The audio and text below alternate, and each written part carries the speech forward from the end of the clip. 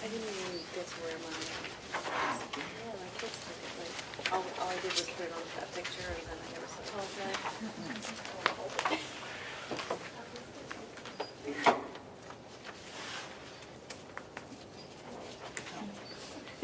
You're gonna have to hold it, yeah. Okay, are we ready? Okay. All right, we'll call the meeting to order.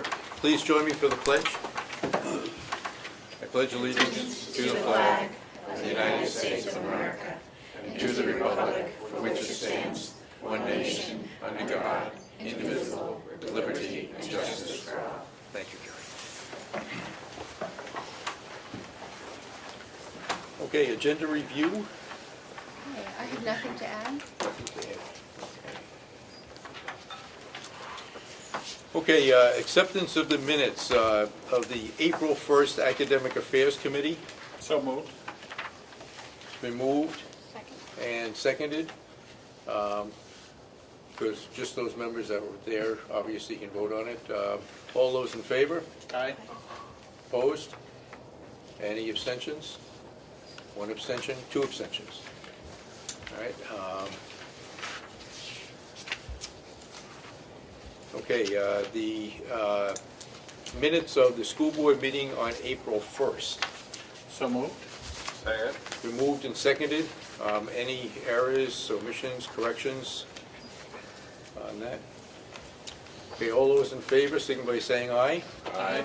Opposed? Any objections? Any abstentions? Yeah. One abstention. Thank you. Okay, and the minutes for the school board meeting on April 4th, Thursday.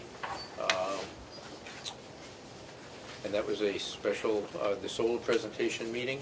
So moved. Second. Moved and seconded. Any errors, omissions, corrections?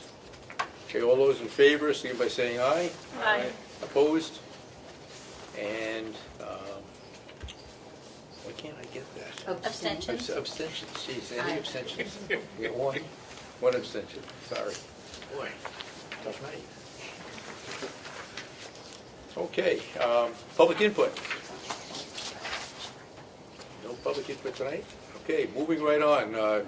Student representative report. Sam is not here tonight. Did he give a report? He did not provide a Okay. report, but he is at a baseball game tonight. Okay. Well-deserved break for him.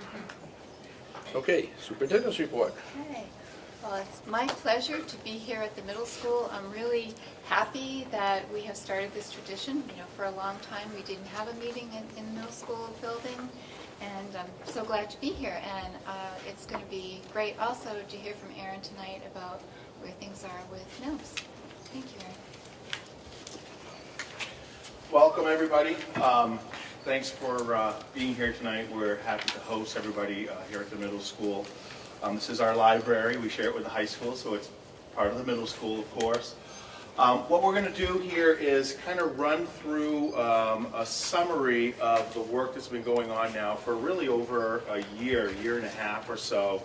If we go back in time to last year, we talked a couple of times about the NELMS assessment that was going to be happening at the middle school. We had to postpone that a couple of times because of weather. We ultimately ended up having that 3-day site visit from a team of folks from NELMS, which ended up providing us with somewhere around a 30-page report broken up into 7 different sections based on their review of the surveys that parents, students, and staff did, and their visit, which included classroom visits, interviews with students, meeting with parents, interviewing staff. Board members had an opportunity to talk with them as well. So it was a pretty comprehensive view of the school that gave us a lot of feedback and provided us with an opportunity to look at ourselves and think about the sort of things that we want to be doing down the road at the middle school. So what we did, that was a quick review. So what we did last spring with the report when we got it late in the school year because of the delays that we had with the visit was last year on June 22nd, we got the report out to the teachers. Teachers had an opportunity to go through and read that report on their own. Then they came back together as a whole staff and we broke them out into 7 different groups or 7 different categories, and you'll hear a little bit about those 7 categories here in a bit. We broke them out into those 7 categories, those 7 groups. They worked together, came up with items out of their section of the report, things that were more long-term, things that were more short-term, and then things that might be able to get done pretty quickly without a tremendous amount of effort and without a tremendous amount of cost. Human cost, you know, hours and resources, or actual dollars cost, that kind of thing. So the teachers made those decisions. They worked together and made the decisions. By the time we finished up that day in June, they had put together a list of things that we were going to be jumping right in on with both feet. And we refer to those things as our NELMS agreements. And those were things that we wanted to get started on right at the beginning of the school year. Another thing that we did last year, and we've continued to work with throughout this year, is a steering committee. So a group of teachers who is outside the leadership team, who's doing work on the NELMS report with Carrie and I as we've moved through this process. And there's a representative from each of the teams on the steering committee. That's allowed for communication to happen from that committee back to the teams if there's something that we're looking for feedback from the teams. It gives everybody an opportunity to have a direct connection to the work that's happening with the steering committee, and we've continued to meet with them right through the entire year. So what we're going to do is I'm going to kind of go through those 7 different areas. So I'm going to be talking at you a lot. If you have a question, you can ask me to pause and I'll try to explain it. Carrie's here as well. She might be able to help out if needed. So the first area is called curriculum and assessment. And the thing that we got out of our work back in June was to continue to develop more interdisciplinary units with integrated learning opportunities. That was what the teachers selected. And so over the summer, as Carrie and I were sort of brainstorming about how we wanted to jump in and do some of the work around this, we had thought that having the interdisciplinary units in the NELMS work connected to our school-wide SLO. So we made an adjustment to our school-wide SLO from student attendance to interdisciplinary work. And so this is kind of morphed as we've kind of worked on this during the year, but in a nutshell, it was that all students at the middle school will participate in multiple integrated units or interdisciplinary units that have been vetted with a validation protocol, meaning that the teachers would sit down in their team meetings with administration and take a look at the planning around those units to make sure that we were really firing on all cylinders, so to speak, on some of those key learning and teaching areas around planning, assessment, differentiation, accessing the curriculum, or access to the curriculum for our special ed and 504 students. So it was a process that the teachers would go through together with administration to look at those units to get feedback from one another, from their colleagues, as well as administration, so they could work together to try to improve those before implementing them with the students in the classroom. So some feedback prior to implementation. As we said, we kind of jumped in with both feet. So we got feedback during the year from teachers and others. We made adjustments during the year to the protocol, as well as the process that we were using with the teachers as far as that review process. So that was that piece. Again, I'm going to be talking kind of fast because this has been hundreds of hours of work has gone into the NELMS report, and I'm trying to boil it all down to 10 minutes or so. So I'm kind of going quickly.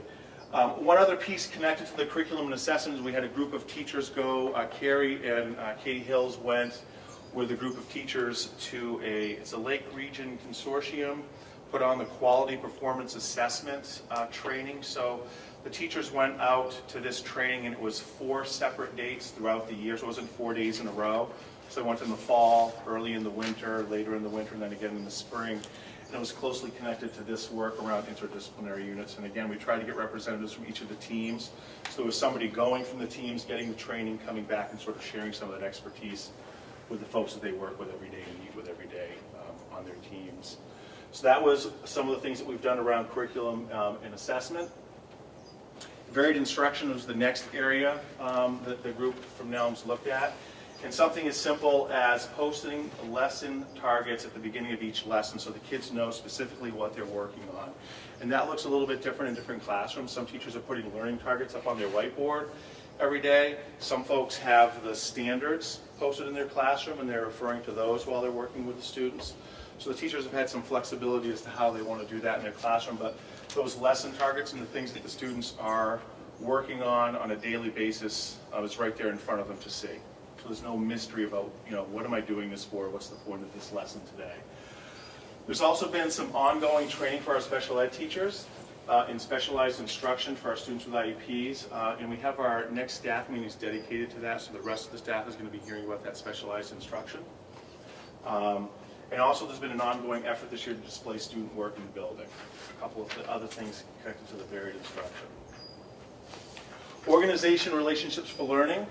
One of the things that happens at the middle school is there are, of course, our 5 teams, and each of those teams, as they move through the year, end up sort of becoming or determining their own identity as a team. And so what has happened traditionally is that group of students has worked with their teachers to determine their name later in the school year prior to Spirit Week.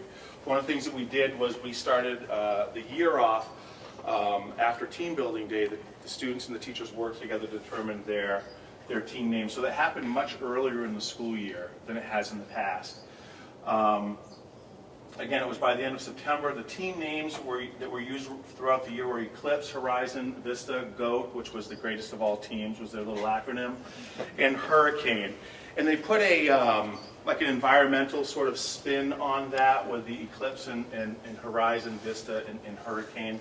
That was sort of the theme that kind of worked its way through those team names. And so during the year, if we're calling kids to an assembly, we'll say Team Eclipse or Horizon rather than a teacher name, rather than Mr. So-and-so's team or Mrs. So-and-so's team. So it was a way to connect the students to the team name rather than the teacher that is the team leader on their team.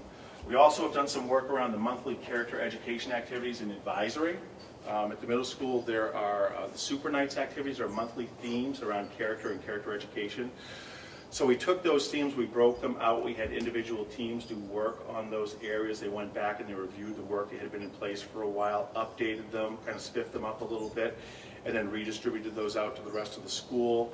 And so the students across the entire building have been getting similar or the same activities around character education throughout the year. Or since we got that work done, we kind of started it, got it in place a little bit later in the school year, and it's continued through the spring. So there's a level of consistency about what's happening in some of the advisory classrooms. It's not happening every day. We're not planning out advisory activities for 180 days, but the expectation is that a couple of lessons per month that each of the advisories are doing. So there's some consistency. So if somebody was talking about, oh, what you guys do in advisory, there might be a common conversation on the bus on the way home, and the kids could be from different teams and have different advisors, but they would get some similar activities.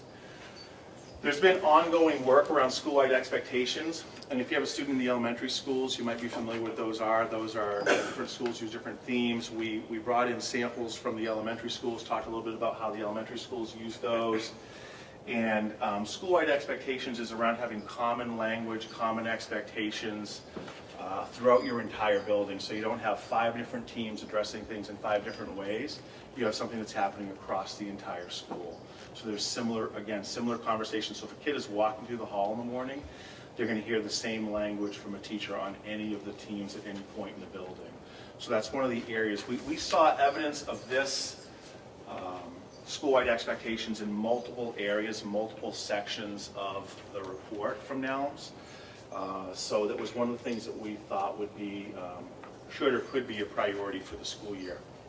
So what we did was, back in June, we had an open invitation to any teacher who wanted or could make the meeting. We opened up and we met here, right here in this space, actually in the library, on August 16th. And we met with a group of teachers, those who were able to make it. We talked about school-wide expectations because it's important to have a solid foundation. You need to have a common understanding with your staff before you jump off and start doing things, because people bring different experiences and different training to the table every day. So what we did was we talked about what school-wide expectations are, what they are not. We had a really great morning that day. We spent 3 hours, I think it was, with that group of teachers.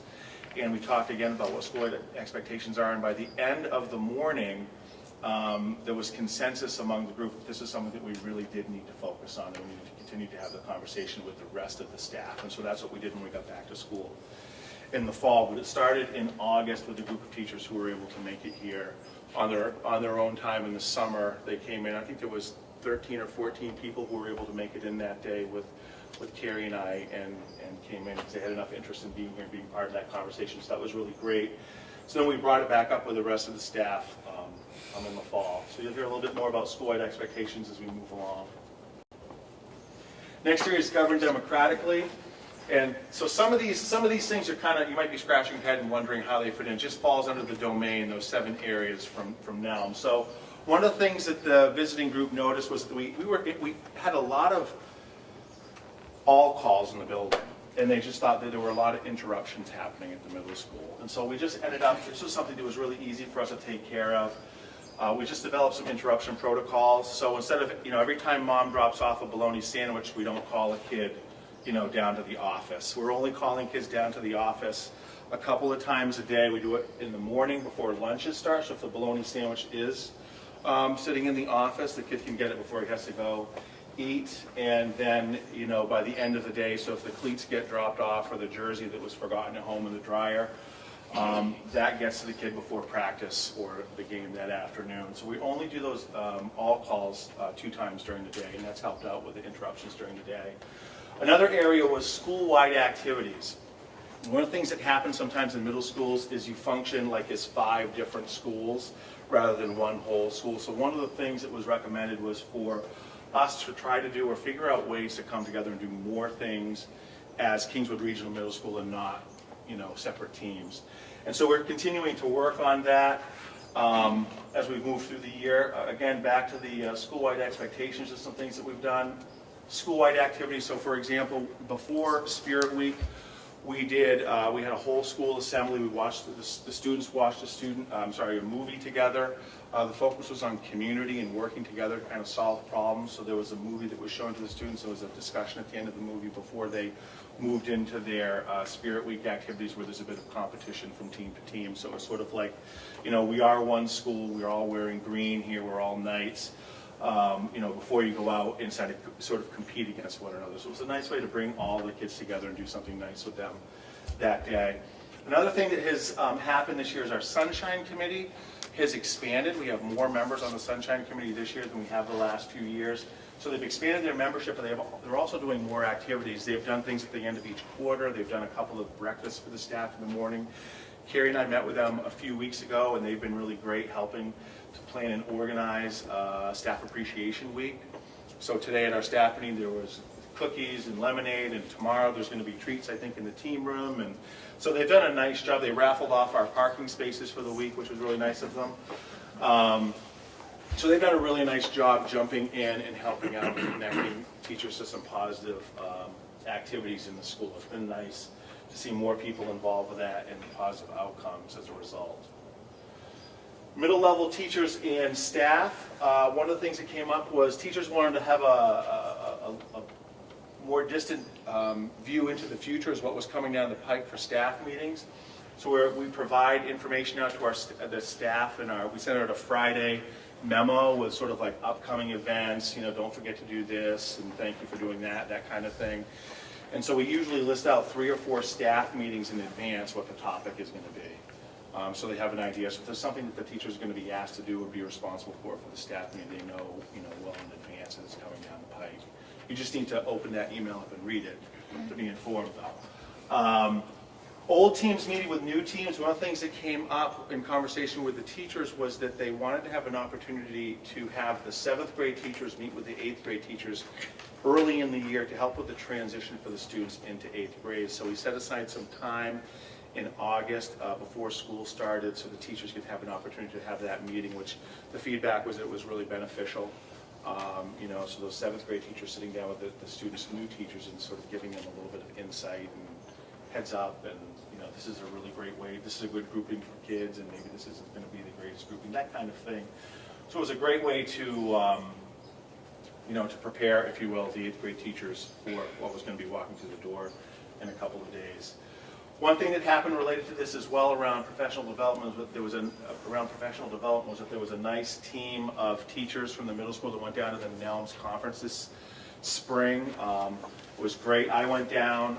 It was really, it's a great workshop. Spent a few days down in Providence at the workshop, and you're completely immersed and just embedded in middle school.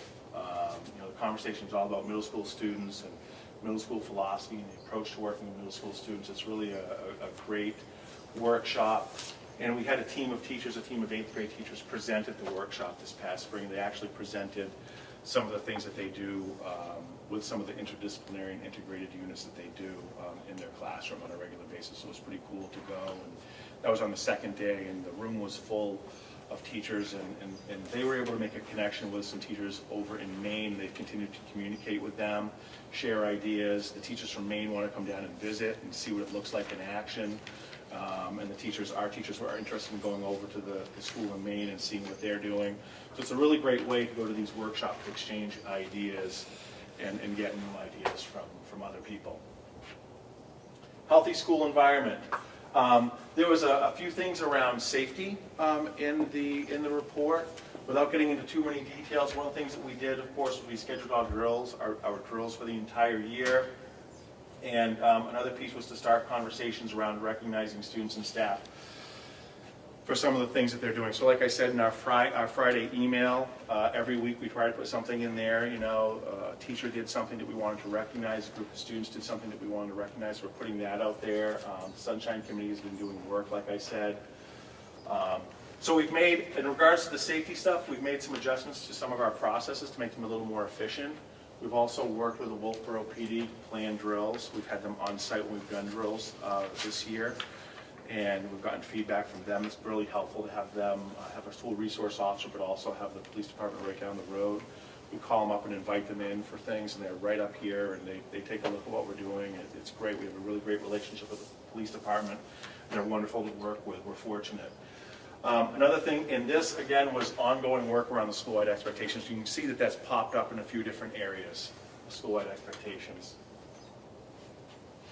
Involving the parents and the community.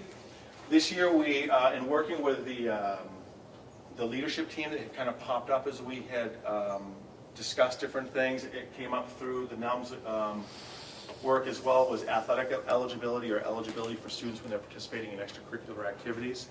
So what we did was we focused on work habits for athletic eligibility. So the feeling being that all students have the ability to show perseverance and work through difficult tasks, show citizenship. So our athletic eligibility at the middle school is based on work habits. So it's really been nice. It's given the kids a nice taste of being responsible for what you do, what you're doing in the classroom, and being responsible for that connects to the activities you're doing after school, helping them to prepare a bit for that when they get to high school, because of course eligibility for high school is a bit different. What we have found is that it's definitely made kids more aware of their work habits. There have been a few kids who have been ineligible, who were ineligible at the very beginning of the year, and they haven't come close to that. Again, and it's not punitive. It's something we work on with the students and the teachers and the families, communicating with them about what's happening with their students. Another piece that came out of that was a newsletter that might help give some sort of insight to what it's like working with or parenting middle school students. So we've gotten out a newsletter called Middle Years. We've had a little bit of trouble with the subscription to that. We've gotten that out a number of times this year, though, to parents, which just has some insight and information about again, what working with middle school students can be like here and at home. And that kind of leads into what we're doing now. So at our staff meeting today, we talked a bit about the state testing. That starts tomorrow for us. But then we broke ourselves out into 5 different committees to do some work over the next several weeks.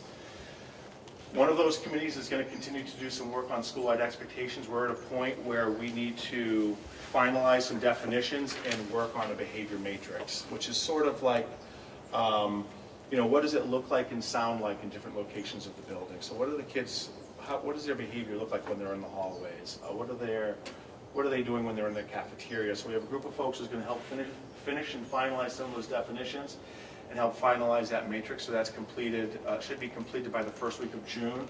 We have another group of folks who's going to take a look at the student handbook, update the language, and talk about consistency and enforcing the rules. As you know, one thing that we've changed this year at the middle school is our rule on cell phones and technology, and it's been very, very successful. It's been very clear with the staff, very clear with the students and the parents, and the number of discipline issues we've had with technology this year has been reduced drastically because we've just been so clear as a staff and so clear with the students. And it doesn't matter where you are in the building, the expectation and the rule is the same. And so one of the tasks for this group is to sort of take a look at the rules in our handbook and sort of think about what's next. What's sort of the next thing that can be tackled, next year? Maybe it's dress code, maybe it's, some other thing that we have going on that is sort of just like this constant, thing with the kids that you're regularly dealing with and that we want to try to get taken care of. So the energy that goes into that can go into something else. Promotion, of course, 8th grade promotion happens every June. We have a group of folks working on that. Duties are morning duties, lunch duties. We want to take a look at those and figure out if those are working as well as they can. One of the things that we know is that when students are in a less structured space, they tend to be less structured, and that leads to things. And so we wanted to take a look at our morning duty, for example, to figure out if there's a different way for us to do that, where we might be able to provide better or more supervision or a different structure for the kids, so we can try to avoid some of the things that we see when you've got 250 or 300 7th and 8th graders walking around 8-foot wide hallways. And the last thing we're going to have a group of folks work on is the NELMS report. We want to have a group of teachers. We're going to have a group of teachers take a look at that NELMS report that we got last year and take another review of that to start to think about what's the sort of the next round of things that can be worked on at the start of next school year. With sort of the premise of what are some things that we might be able to pull out of there that again are like low effort, low cost, some things that we can just sort of like look at, find, and agree as a staff that these are some things that we want to just take care of right off at the beginning of the year. Because some of the work around Schoolwide Expectations, of course, will need to continue as you move along. That's not like a little thing, that's a pretty big thing. And so that group is going to take a look at the NELMS report and try to help determine what some of the next steps will be. And that's what we did today at our staff meeting. So the folks started those conversations today and are going to be working over the next month, figuring out they're figuring out some time where they can meet outside of the school day or even during the school day to get that done so they can come back in June and sort of report out on the progress that they've made and the things that they've done. So, that being said, that was, as I said, hundreds and hundreds of hours of work by all sorts of people, sort of in a nutshell. I ran through that extremely fast. I know I did. And I didn't pause to give you a time to ask any questions, sort of intentionally. But you were told that if you had any questions, you could raise your hand. Does anybody have any questions for me? Or did I do such a great job presenting that you're all set? What's the Sunshine Committee? The Sunshine Committee is a group of teachers who focus on good things that have happened in the school.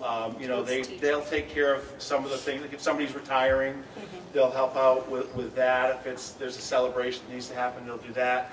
If there's like a bereavement card that needs to go out, they'll take care of some of those things as well. And so it's been one or two people who've been kind of working on that the last couple of years. Right now we have, I think, They worked 6 or 7. yeah, 6 or 7 people are kind of sharing that work now together, which is really nice. So there's people from different teams that have gotten involved, and it's nice. So when they have a meeting, there's people to meet with. It's not just 2 people having a conversation. Have you had any discussions relative to the possibility that sending kids to the office as a means of discipline may be history, according to the archivists, the state archivists? You're saying sending them to the office for discipline purposes is not a good way of handling it? That's what they're saying, yes. Well, I think that a lot of things are handled in the classroom, as you know. Teachers will deal with students on a regular basis, and then, so if a student has a broken pencil on the first day of class, they don't get sent to the office. It takes time. The teachers try to intervene in the classroom at the team level in the middle school prior to going to that next step. So if a student is sent to the office, it's usually, right off the bat, it's usually for a safety issue, or it's something that has built over time, where there's been a series of events or things that have happened or not happened with the student over a course of time, and the teachers tried multiple interventions and it hasn't worked. So sending them to the office is sort of like asking a larger group of people to get involved with that conversation, so we can try to solve it as a team rather than just the teacher up in the one classroom on their own. In your opinion, Opinions? if you were to give yourself a grade for the report, where would you place yourself after reading the report? The school? The school as a School? whole, after reading the report, where would you put it? Yeah, that's a tough question. That's a loaded question. The standards-based model or the? We're definitely meeting the standards. That's hard to say. I think it's broken up into 7 areas, and so I think that, you know, the school has strengths in different areas and areas that it can improve. And so the way the report is written, I think you guys all got a copy of it. It's like highlights, like strengths, things that you guys are doing really well, and here are some areas that you could grow. So the school has a tremendous amount of strengths, and so in the areas of strengths, I'd give us an A+, because those are the strengths. Good Those are answer. things that we do well. But any organization has areas for growth, and so if there's an area for growth, you're probably like a C or a or a D+ or a C, something like that. So, you know, it just sort of depends on how you look at it. If you look at it as, I don't want to give a whole grade for the whole school, because that's not a good way for me to do business. But if I'm talking about our strengths, again, there's a lot of great things that happen at the middle school. Are there areas that can be improved? Absolutely. But every single organization has areas that they can improve in. And I think if you remember that part of the report really did elaborate on the fact that the middle school is a very good school, but where we want to go is to make it a great school. And I think that's pretty consistent with Yeah. what that team has said. And so the goal Yeah, and it is, shows by what, yeah. So the goal is to be a spotlight school, really. And you can see from the very quick presentation, there's been a lot of stuff that's happened, and sometimes it feels like when you're in the middle of the work, it feels like you're not making progress, but when you get to, May and June, and all of a sudden you look back to all the things that you've done, you're like, holy smokes, it's like, how did you get all that done? In the middle of having kids come to the office and everything else that goes on in schools. I mean, when you have 400 7th and 8th graders and 60, 65 staff members in a building every day, there's a lot of things that happen. People have their whole lives are connected to the school. Students, families, staff members, and so it's a busy place. There's a lot of stuff that happens, and so there are times when you want to just focus on the work to get it done, but you can't just focus on the work because you've got to take care of the kid who, is upset about something, or the staff member who's upset about something. And so, again, when you get to June, you sit and you look back and you go, holy smokes, how do we get all of that stuff done? How do we make that much progress when we've done all these other things? Aaron, that's exactly what I was thinking as you were going through and listing out all of the things that you've worked on over the last year and a half. There is a lot on that list. Yeah. And I want to thank you and Carrie for tackling some of those things. I know that they haven't been easy because they involve change, and change is hard for people, and I know that you've pushed that envelope a bit, and I think that's been a good thing, and it's good to see that the areas that have received attention, and I just want to thank both of you for that, and of course kudos to the faculty that have worked on it as well. Yeah.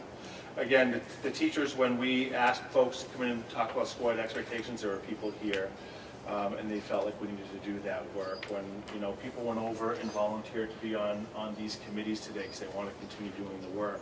There are people who do come into the office on a regular basis to ask more probing questions about some of these things. So there's a lot of interest in taking the steps forward with the project, with the school, because at the end of the day, it will benefit the school. If it benefits the school, it will benefit the students, which is why we're all here, of course. Great. Thank you very much.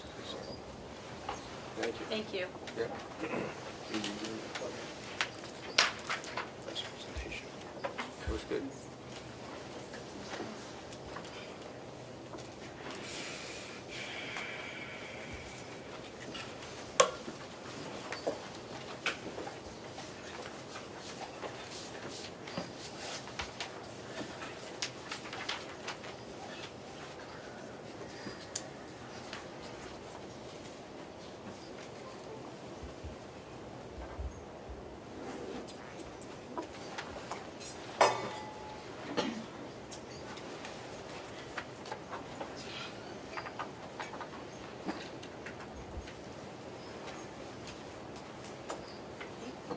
Katie, you're next on the agenda, and obviously you knew that because here you are looking at your computer. So Katie's going to talk to us as a follow-up to our last discussion on assessment. There's been some work that has gone into looking at what needs to be done in the area of not just math, but we're going to talk a little bit more about math in depth tonight. And so Katie, take it away. Yes. So I came last month to talk about our assessment scores from past year, and that was definitely a concern. We've done some digging and come up with a proposal. But Aaron's just, his NELMS update is a perfect segue because this was also targeted in the NELMS report. So thank you for the segue. It helps if I turn it on. So we had some concerns when I last met with you, and among those we had falling and failing student scores, not only on the New Hampshire SAS, which is the new state test, but also in our NEWA math scores. We had found some misalignment between our state standards in 7th and 8th grade and what we've been teaching in Math 7 and Math 8 as sort of titles of courses. If you recall, I had sort of done the crosswalk of where we had broken down, and not just in 7 and 8, but across all grade levels, in terms of the level of rigor. Our students did very well on questions that asked depth of knowledge 1 and 2 questions, but they did not do as well when they were pushed to higher levels of thinking. And one of the concerns was that our math progression, or our math track, was really determined at grade 7. So you have 12-year-olds, essentially, who are sort of making that decision or having a decision made for them. And a lot can change between a 12-year-old and a 16, 17, or 18-year-old. So these were the concerns that we were looking at when we put together our proposal. So this is our traditional projection, a traditional projection, and last year this is what you would have seen. After grade 6 and grade 7, you would have students tracked into either Math 7 or Math 8. And Math 8, if you look at those standards, are primarily pre-algebra, or they called it Math 8, but they're pre-algebra standards. So students at grade 7 took Math 7 or pre-algebra. And then at grade 8, they would move on to that next level, Math 8 or Algebra 1. And this may look familiar to you because it's what we've done for a long time, and it's, when I was in school, it was even a progression that we followed. In 9th grade, you then move on to Algebra 1 or Geometry. In 10th grade, Geometry and Algebra 2. And then in 11th grade, you start to get a little bit of a choice or a breaking out. You might be going into a tech course, a tech math course. You might move into Algebra 2. And then you have some of your students who've been tracked in an advanced track moving on to pre-calc, which then sets you up at the grade 12 level for a variety of options. But you'll notice that if you have followed one particular track, unless you double up somewhere in your high school career, you are not able to access some of those highest level math courses. So that's the traditional progression. Now, the proposal I'm bringing forward is to have all students take grade 7 math. So standards that align with grade 7 standards, which are primarily pre-algebra standards. Following that, they would move into grade 8 math. Our grade 8 standards align with traditional algebra standards with the exception of quadratics. And then eventually, this is a multi-year plan, but eventually they would move into integrated algebra 1, followed by geometry, followed by integrated algebra 2, or tech center math. And I'm a visual person. By that, do you mean at the high school? Mm-hmm. Okay. Yep. So I'm going to show you to you in a visual chart because that's my kind of learning. So again, grade 6 math, all of our students are coming together. And then in grade 7, and this is what we had happening this year, all students took grade 7 math, and it's primarily pre-algebra standards. Then all students would move into grade 8 math next year, which again are primarily algebra standards. And again, it's not a year-by-year process because we do need to plan time in to prepare our teachers and our students. but eventually integrated Algebra 1 for our 9th graders, geometry for our 10th graders, and then when you get to the 11th grade level, here's where students have a chance now to sort of break out to where they are considering the math would best meet their needs as they think about life beyond high school. So that might mean tech center math, that might mean integrated Algebra 2, or that might mean an integrated Algebra 2 honors, which then, at the 12th grade year, sets you up for various options again. But,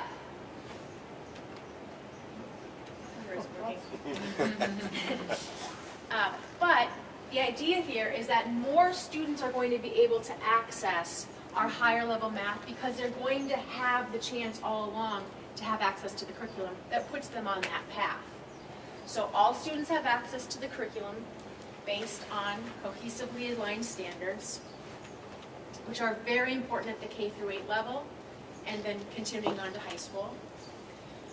We have had coaching and will continue to have coaching in a sense-making model, which addresses increasing that level of rigor, which was one of the other concerns that came about out of analysis of our test data. And you're having students decide at the 11th grade level versus the 7th grade level, so 16-year-olds or 17-year-olds versus your 12-year-olds, about how they feel about math and where it's going to take them in their future. So here is, you have students who they have a better understanding of who they are as students, and they're better prepared to make that choice or decision. We're not the first to do this. There are districts in New Hampshire and districts in the United States. San Francisco has been doing this for 5 years, and they have seen that when they got rid of this tracking at the middle school level, that cohort of students did better than the previous group that was in the tracked model. NELMS, so NELMS was the organization that did our NELMS report.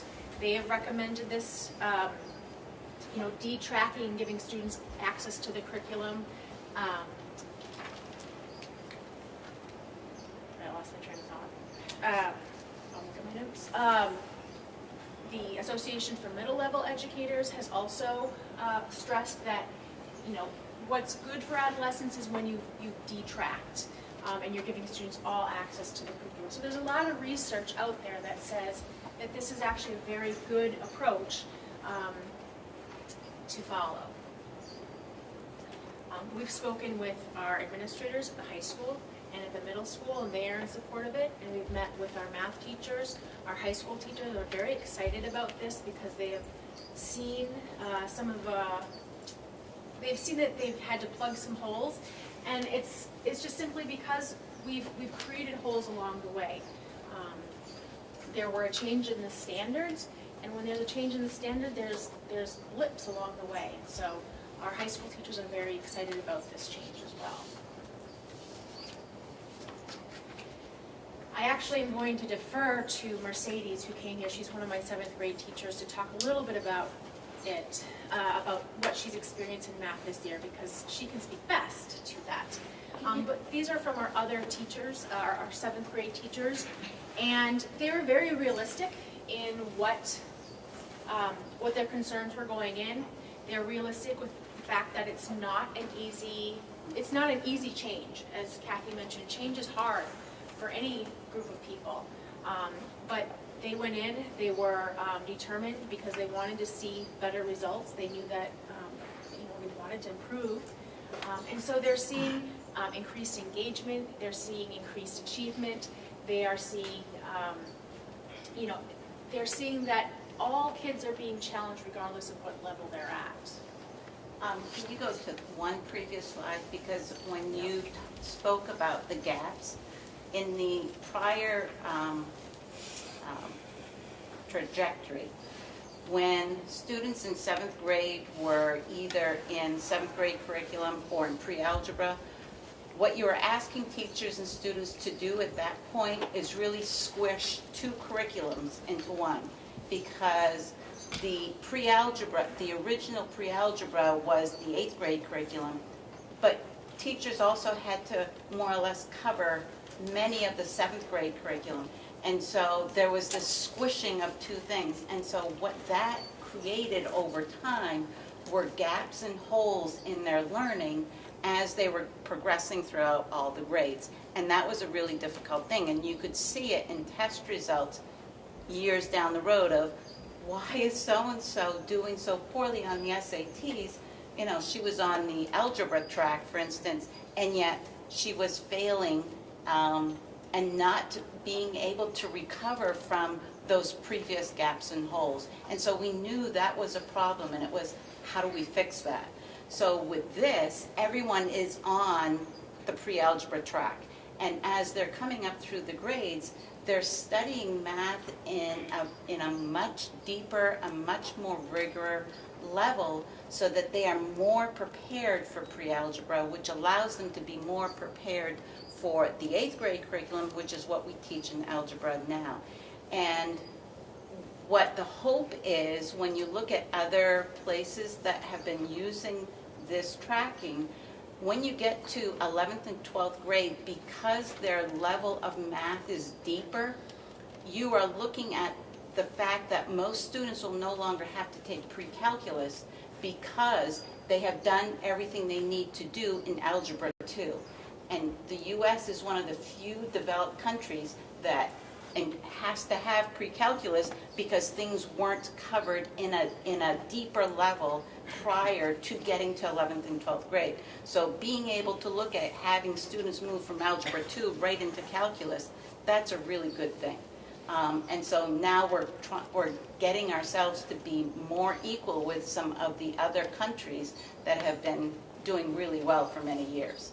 So, and I was thrilled last week when we were talking to the high school teachers about some of the teachers that are familiar with this whole look, and they were really excited. And I think the programs that we're using, and with the help of Carolyn Worcester, what has really helped us is being able to put the ownership of learning on the students. You know, we are the facilitators. We are the ones that are guiding the students. We are the ones that are reading the curriculum. We are the ones that are trying to understand it to make sure that we are making things available to students. But the ownership of learning is put on the students. And over time, I think we're going to start seeing students becoming more engaged. When I first started this year, it was dead silent. You know, they'd be in groups, and I'd ask them some really, what I thought were involved questions, and it would be dead silent. And we were asking them to do something that they have never done before. And now they, you know, I'll give something that is just as difficult. My questioning seems to be very similar, but all of a sudden, as soon as I put it on the table and walk away, all of a sudden they're up out of their seats, they're asking, they're doing things, and it's a different way for them to be able to learn as well. So it's hard. It's a big change. Question. Yes. In 7th or 8th grade, you know, we can go from having 12-year-olds or 11-year-olds to having 14 or 15-year-olds. Yeah.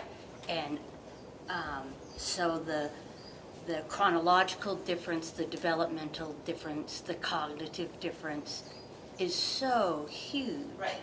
So when I look at this, and I'm looking at pre-algebra is the 7th grade, we're still going to have kids that are not ready for That's right. pre-algebra. Right. And so, just like any other time, we have to take them at where they're at and move them to the next level.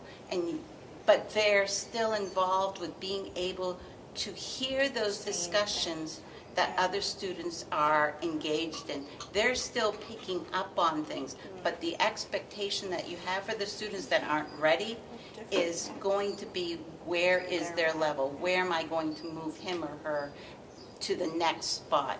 But they're still involved in that activity, and they're pulling in what they can, but then they're still hearing those rich discussions and engagements. You have to see it. No, I get it. I get it. But in that realm, we've become so good at integrating our kids in the regular classroom. Right. I just wonder, or I'm just concerned about some of the kids that struggle in mathematics, and mathematics isn't easy for most kids anyways. If they're not on that average to above average slot, how we help them keep the pace.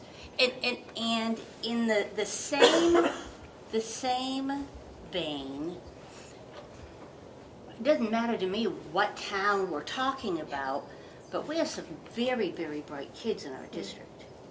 And so I'm also wanting to know how we make sure that we're still challenging. Because algebra, and we've done it differently over the years I was there, but algebra has always been the challenge for the more mathematically adept student. And so I think that's just part of a little bit of my concern, that spectrum of kids is not left out as well. Right, And that all the pressure of leading them through the process doesn't fall there. and I get all your concerns, and I don't have all the answers, because this is the first year that I've been able to do this with a group of students who only had this program for 1 year prior. So I haven't had the opportunity of seeing what's going to happen with, say, some students who have been in this whole progression for 4 or 5 years. So it's going to take me a while to really be able to delve, just like anything new. It's going to take me a little while to be able to figure out all of those outliers, you know, the really advanced with the students that have been really struggling. And I've had some of the struggling students, and yes, I've seen more growth with them overall with this program than if I had done things the way I had done in the past. Wouldn't you agree, I think, Krista, on the same vein as you said, you know, mainstreaming special ed kids into the normal classroom, we have to meet them where they are, and that's the expectation of education now. And I think if we're allowed to have the kids collaborate together more, it's more deeper thinking, more collaboration. Wouldn't the kids be better off learning from each other? And I feel that, you know, perhaps the kids that are more, you know, kind of savvy, you know, can help lead and you know, manage the class. And the other advantage for students that have more challenges are the fact that we have an intervention program. Right. So students that are struggling in math, we have that intervention block to be able to work with them for those particular skills that they're having some difficulties with right now. And so when they're in the mainstream class, they can use those skills, or they can look at how am I going to use this to be able to solve a problem that's similar to this. If I can jump in, I know that, I think it was actually Caitlin, one of our other 7th grade teachers, who said when she started, her concern was, what am I going to do about my high-level learners and my low-level learners? And she said, believe it or not, my high-level learners are being challenged because we are looking at this at a much more rigorous level than they have ever, than pre-algebra or algebra ever looked at before. And Emily has a great quote, but it's way too long, I won't read it. But the idea is that algebra in the 8th grade accelerated kids, but it didn't give them a deep understanding of the knowledge. It just pushed them further, faster. And so when you get up to some of those higher levels, they didn't have those solid foundations, and so you don't necessarily see all of those. Every student who goes into algebra in 8th grade now does not end up in an AP or a calculus, because they burn out and they just don't have those strong understandings. So it's a shift to really getting a much more rigorous, in-depth look for all students. And Caitlin said at the meeting, she said, you know, you think that, but it's not the way it looks. You really have to go in and see it. And she said, I had to have a little faith in the system and what we were doing. And she said it worked. It worked surprisingly well. What happens with the quadratics? I'm going to get to Oh, sorry. Jumping like, I'd like to just throw in a couple of comments, because visiting the classrooms where this is happening is actually, it's very exciting. When you go into the classrooms and you see the conversations that are happening between the kids, it's not just about doing a bunch of math and getting an answer. It's about getting the answer and then understanding how you got it, being able to explain it. And it also allows the students to understand that there's more than one way to solve a problem. So you can come at the problem from so many different angles. And so when they do have their solution, they're asked to explain it. You know, do you agree with it? There's so many like real world skills that are happening in this. I mean, because we don't live in a world where we just do worksheets. We do our work and then we work with other people and explain how we got the solution and why we think our solution should be used. And it's really, when you walk in the classroom, you don't know, what level the students are at. They're all working together and every student has an equal voice and an equal opportunity to share their thinking. And the teachers really are facilitating. They're putting the information out there. What do you think about this? How can you come up with that? They're just leading the conversation. It's looking at all of the different ways that you can solve a math solution, but then it's also looking at what's the most efficient way of solving that math solution. I can, if I have 4 times 8, I could put out, 4 this way and 8 this way, and I could get my answer. Fantastic. You found a way to being able to do it. But what's a more efficient way of being able to find that answer? And that's what the problems that we give to students, obviously more difficult than 4 times 8, but it's really looking, there are some students that may just be able to work out some calculations. There are some students that are ready to write an equation and are able to solve the equation.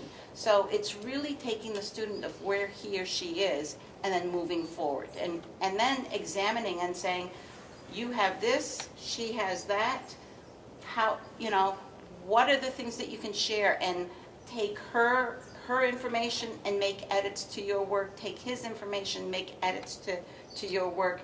It's really about like job sharing and learning from one another, and then looking at what's most efficient. And agreeing and disagreeing and having a reasonable conversation about all that. It's impressive.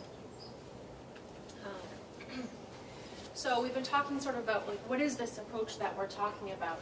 So we use the Eureka Scope and Sequence, Eureka Engage New York, and it has very structured lessons, but our math coach is she doesn't go in and say day 1, lesson 1, day 2, lesson 2, and follow the script. It's really about using the scope and sequence and her sense-making strategies and other sense-making strategies. So at the elementary level, we've talked about sort of that concrete to pictorial to abstract. We do a lot of collaborative learning where they have DARE problems. And it's discuss and agree and record and edit. Right. A lot of sorts, a lot of figuring things, figuring out patterns. So you're really moving to those higher levels of thinking, of identifying patterns in math and between different math concepts, articulating your math thinking and having those discussions, critiquing the math thinking of others. Doesn't mean criticizing necessarily, it's that, how did you get to your answer? Here's how I got to my answer. Let's look at, what worked better, what worked well, what didn't work well. And again, she could have come up here and done my presentation for me, evaluating multiple methods for the most efficient method. And kids are really discovering the math and owning it. It's great. It's student-centered and it's teacher-supported. It's the students are taking ownership of the work in this approach, and it's impressive to see. It's very impressive to see. And I'm actually going to go back for a minute to answer your quadratics question, just because I want to have a certain visual for you. But keep in mind that this is a 5 or more year process. So each of you received the timeline with the timeline of the shift, and I do have that, but I think this will help a little bit better. This is the this is the end goal, but it's going to take some time to get there. Eventually, quadratics will become part of integrated Algebra 1.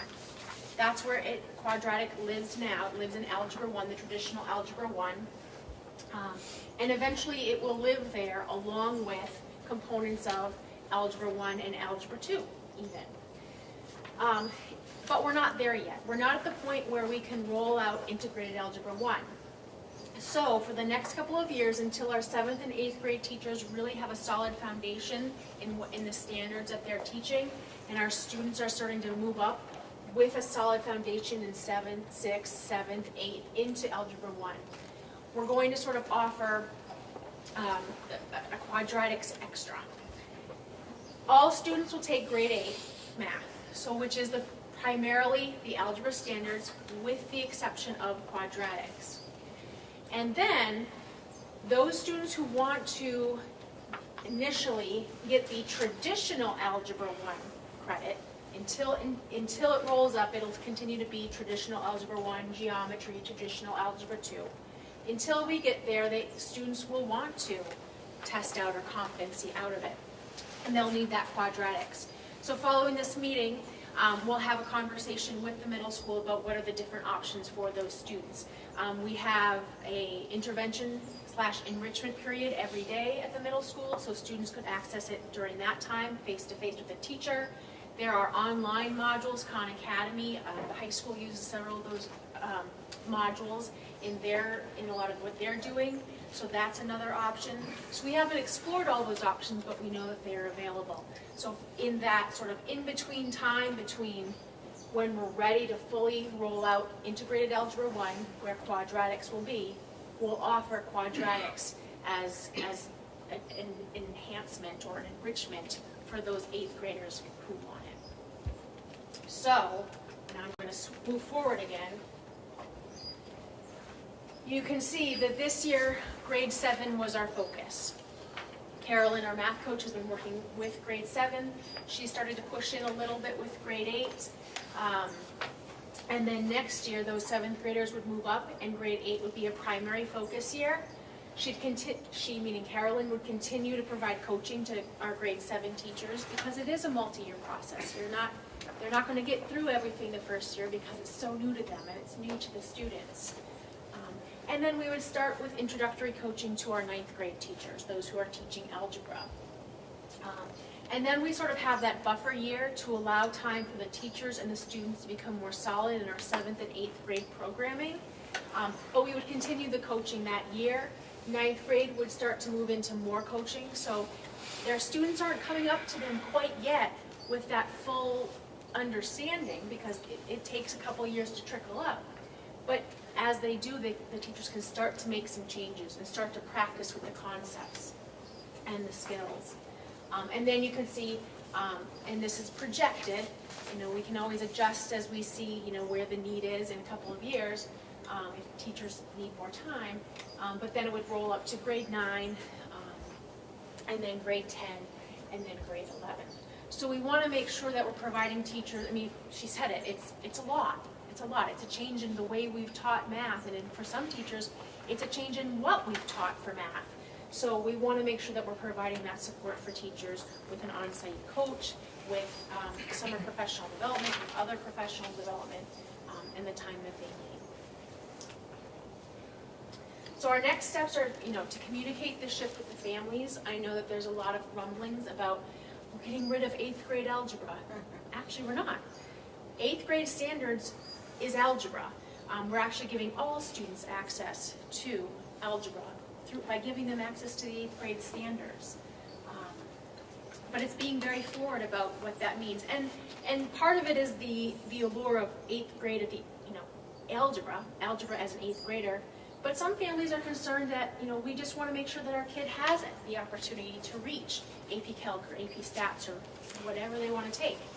And that's part of the conversation of they will. They'll have an opportunity, and more students will have the opportunity because we're providing them that more solid foundation as we go. To continue to provide professional development and coaching for our 8th grade teachers as they grow up, And our 7th grade teachers, again, it's a new multi-year process.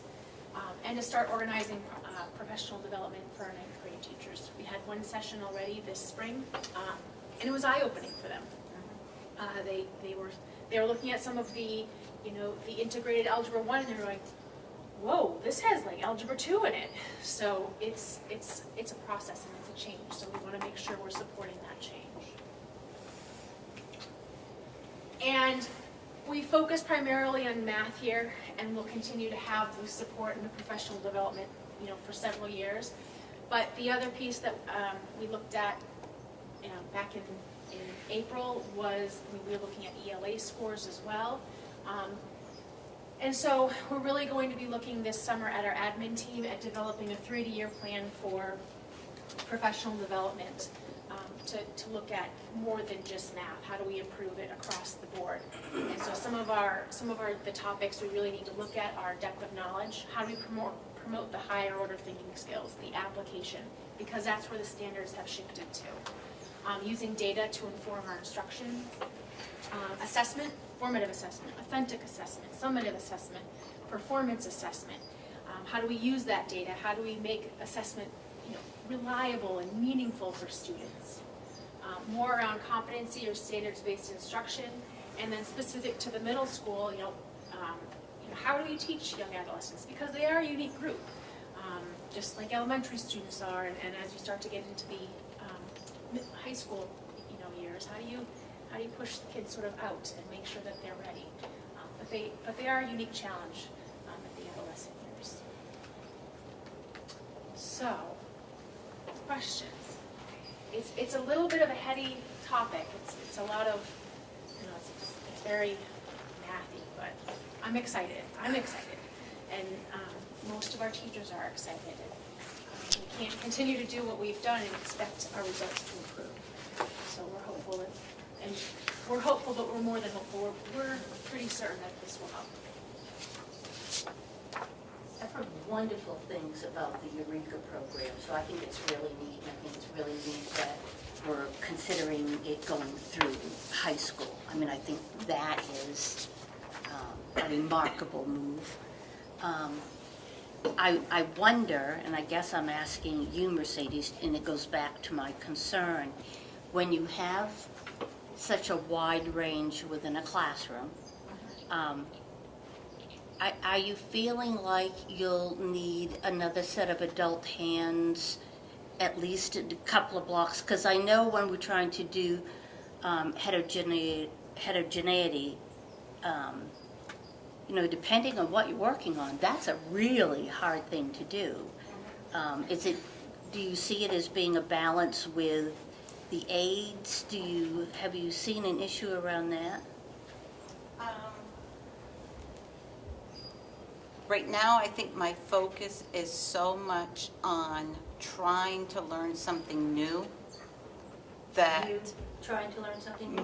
trying to learn something new, because it really is a different way of approaching it with students. That has been my biggest focus. So for me to say, I need help with this and help with that, I'm so focused on making sure that my day-to-day lessons and my overall thinking for the module in itself, I'm heading in the right direction,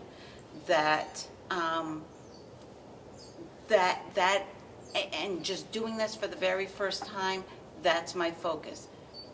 The second time around, I might be able to say, you know what, if I had this second set of hands of being able to do this while I'm doing that, that would be fantastic. But I can't even think about that right now because this is the first year that I've done it. So, I don't know. That's the best answer I can give you at this time. My other question is, sometimes we have kids that are very mathematically astute, but really can struggle with reading or reading comprehension, and where is the level of difficulty when it comes to the reading? Is it difficulty? Is it a lot of word problem-based kinds of things? There are some word problems, but one of the first things that you help groups in recognizing is that everyone has to be on the same playing field at the same time. So kids are very quick and very adept at saying, well, I'll read the problem. And so everyone has their own paper in front of them, you know, and as you're facilitating and asking questions from one group to the next, students are able to figure out, well, if we're going to move forward, we need to have somebody do this. And if we're going to move forward, we need to somehow share these manipulatives. Kids are very good at being able to figure out what do they need most of the time, not all the time, but most of the time they're really good at being able to figure out what they need and able to move forward, whether it's we need to raise our hand to ask the teacher a question, or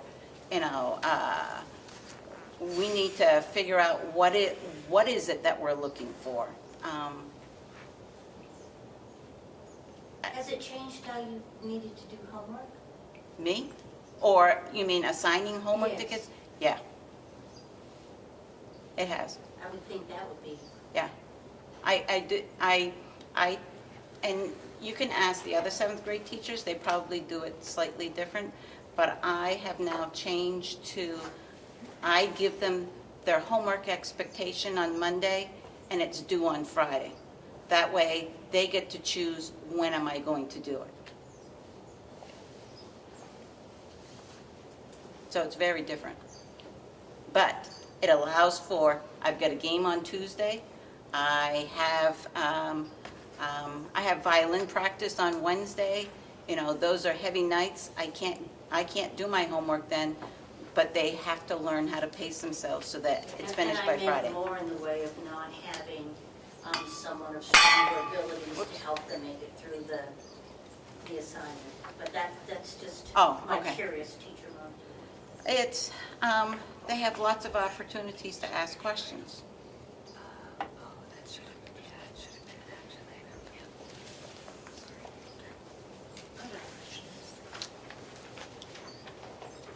Okay, we're going to need a motion to move forward with this. On the agenda, it is not listed as an action item, so I entertain a motion to make this an action item. Second. Been moved and seconded to add this as an action item. Any further discussion at this point? Okay, all those in favor of making this an action item, please signal by saying aye. Aye. Opposed? Abstentions? Okay, so now we're, I entertain a motion to make this, to move forward with this, these strategies as proposed. So moved. Second. Okay, moved and seconded. Questions? Okay, all those in favor, signal by saying aye. Aye. Opposed? Abstentions? Chair votes aye. Thank you. Thank you, Katie. Excellent. Great job. Katie, thank you so much. That was so clear and so well done. And Mercedes, as much as I appreciate Katie's presentation, it's so nice to have a teacher in the audience so that we can hear firsthand what it's like to implement something in the classroom. So thank you so much for being here. Appreciate it. Okay. Bruce. Is he made for Bruce too? Thank you. Superintendent asked me to take a few minutes tonight to address dual enrollment, and I'd like to talk about two different groups of students. The first group is who, if you look nationally at the studies, students that we send off to college nationally, many of them are not successful once they get there. They simply drop out. The second group of students, quite frankly, is ready for college, but colleges say you're not 18 years old, therefore it's not time for you to learn. Both those are an issue. The current phrase is concurrent enrollment. I quite often call it dual enrollment. And what that is looking to what we can do for students while they're still in high school to also have the college experience and address each of those two groups. Mr. Donnelly and I have talked extensively in the last couple of years about how we can do that. One of the ways is a running stat program. And the running stat program is a high school class taught by a high school teacher where they receive college credit. Thanks to the governor's initiative, if it's a STEM class, It is now free as long as that funding stays in place. And so a student can pick up a statistics class at Kingswood High School, get college credit for that, and they get a $10 fee for that.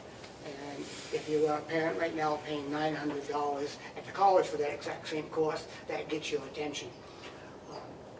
Also with that running stat class, that gives the student to have the experience of what a college class is like, in terms of expectations, in terms of pacing, and it helps for that transition. If it's not a STEM class, we still have the option of offering it, and we're talking about having a Spanish class in the fall that we run at Kingswood High School. So once again, getting college credit while they have a high school teacher. The other aspect of concurrent enrollment is where we actually have a student in high school attending college, be it nights, online, or as I mentioned earlier, going over to community college or over to Plymouth, University of Hampshire summertime, and they're getting a full college credit taught by the college course at the college cost, quite frankly, and then coming on into school, and if they're a tech center student, that'd be part of the work-based learning program. If they're not a tech center student, that'd be part of the Kingswood transcript as an elective. And that's an exciting new wrinkle that we're exploring. It's very easy to accomplish in advanced manufacturing because it ties in our curriculum. If it's an elective through the ELO program at Kingswood High School, it's easy to accomplish through the ELO program, and we're seeing more interest in that. The final aspect of it is what is a dual enrollment, concurrent enrollment that is unrelated to the high school transcript, but a student may just simply ready, I have an interest in fill in the blank, radiology, again, I had a student with international business law this year, or whatever they're ready for, even though they may not be 18 years old, may not be a high school senior, they may frankly be a sophomore with a passion to study physiology online. But that's something they could do through the offices of the ELO program and still get college credit. I shouldn't say still get college credit, it's kind of nice to get college credit, and get high school elective credit and be part of their transcript. So the whole concurrent enrollment has different aspects to it, and it's evolving very quickly. This is the most dynamic time that I've been involved in education. And as we work with Kingswood High School and our other sending schools, it really goes beyond the traditional, quote, tech center courses, but how does that learning go on faster, and how do we support kids make the transition? So can I answer any questions on that? I know there's a lot of ground real quick. Hopefully I can come back to you more as Guy and I have a chance to talk more about it. I think that's great, Bruce. Thank you. Thank you very much. very much, Bruce. Appreciate it. All right. Next item is wood estate. We have 4 requests for the wood estate. And we have a couple that I think we're going to have to discuss a little bit. The first one, I think, is a pretty easy one. This is the request for the Maine College of Art Pre-College Summer Residential Visual Arts Program. And if you look at the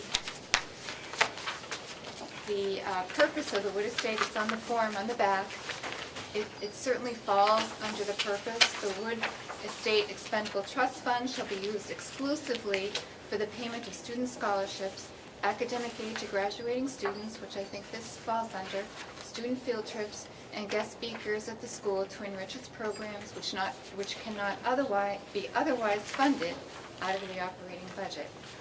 And so I would say that this program and this request falls underneath the purpose of the estate.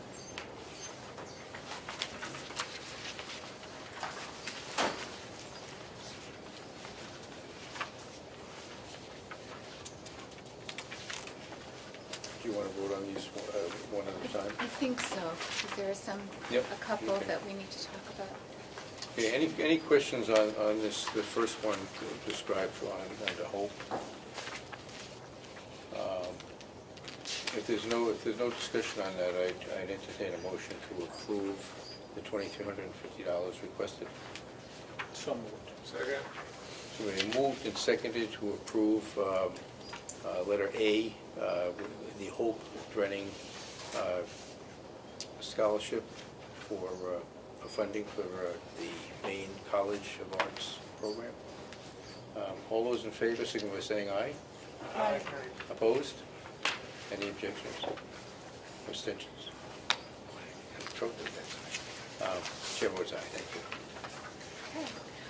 The next one is, I think needs to be looked at carefully because it is a request to attend the American Diabetes Association Summer Camp at Camp Lions Pride called Camp Carefree for children that have type 1 diabetes. I think I feel obligated to really be true to the purpose of the Wood Trust, and although I think this is a worthy cause, I think maybe there are some other organizations in town that might fund this more appropriately than under the Wood Estate, but I don't want to be the only one making that that decision, so I did bring it forward. And like I said, if you look through it and then you look at the purpose of the Wood Estate Trust, and it does use the word exclusively for the payment of, I wonder if it really falls underneath the trust. And again, I think it's very worthy, and I think you can probably find this this money elsewhere. All right, the other option is we could also approach the trustees. That would be the other possibility, to see if they would approve something like this. I don't want to bring it forward. I know years past there was a request that went forward for an activity that, this might have been like 20 years ago, that the trustees did not feel was appropriate, and I would like to avoid that. But timing could also be an issue on this too, I would think. But it's in August, right? I know that Camp Free runs like the 2nd and 3rd of August. Yeah, sometimes these trustees don't act. Oh, I see what you're saying, Too that quickly. their schedule, yep. Their schedule may not be our schedule. Got sorry, it. Their schedule. Well, So, I'd entertain a motion to, to approve this, and then if we can vote for or against.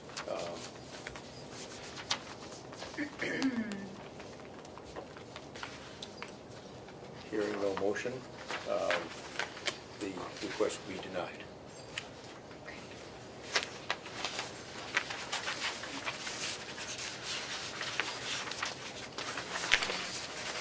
the next one is, this is for Kingswood Regional High School is seeking $5,000 to award 5 $1,000 scholarships to deserving students to grant academic scholarship aid to graduating seniors to support continued learning. And this is to support students pursuing post-secondary education. And let's see. We have exhausted other, if you look at E, what other resources could be secured, we've exhausted other avenues to recognize these deserving students who have been overlooked. And again, I think it's academic aid to graduating students. Well, it certainly seems to fall under the criteria of the trust. And we're still falling Yeah, within that's the what my amount of next money that question. we've got going on. We have Yeah, we the have money. plenty Yeah. of funding to cover the. Stay within our guidelines. Yeah, it's, What did we set it, do you, based on the percentage? it was a certain percentage, and Kathy and I checked that, Okay. and we're good.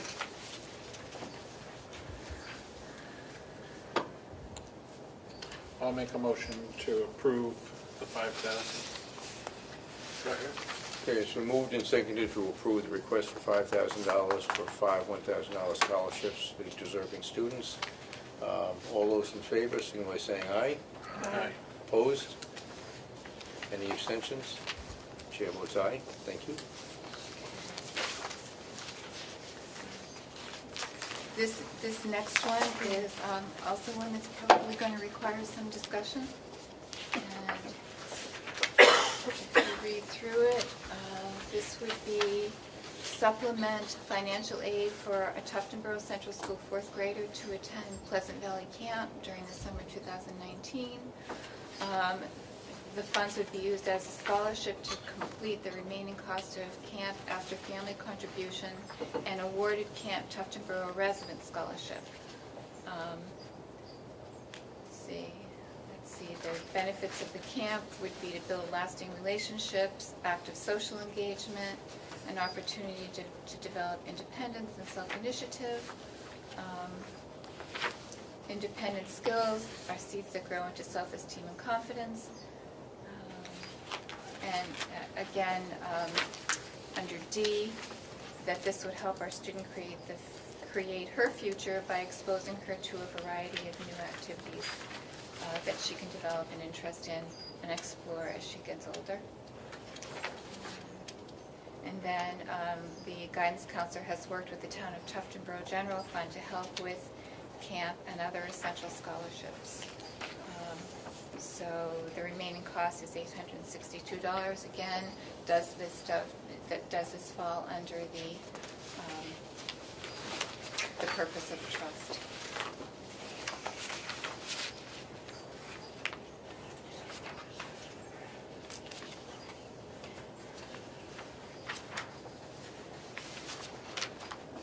It's a student scholarship. It's not an academic scholarship, which is the real. There was Yeah, more there- words in here. I know, Yeah, me there- too. Well, that, I mean, Yeah, honestly, to I me, it mean- feels as no, I mean, we're spending $2,300 Yeah. on this one, and this is like, I mean, just because she's going to Maine College of Art, that's a feel-good thing. That's like triple the amount versus this other one that's only $862. To me, if it said it was more curriculum driven, it would be no, it's, to me, it's the same.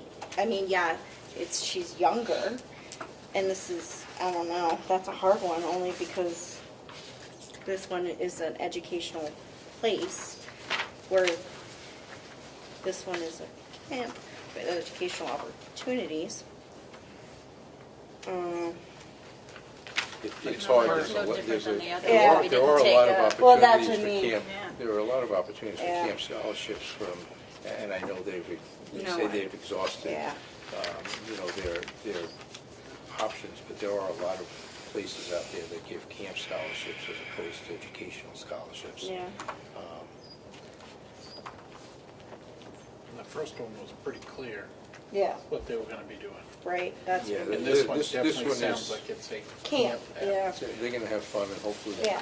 you know, make some friends and Right. learn to get along with other people and this, that, and the other thing. yeah. I don't particularly think that this one qualifies. Yeah. But again, I'd entertain a motion if you want to vote on it.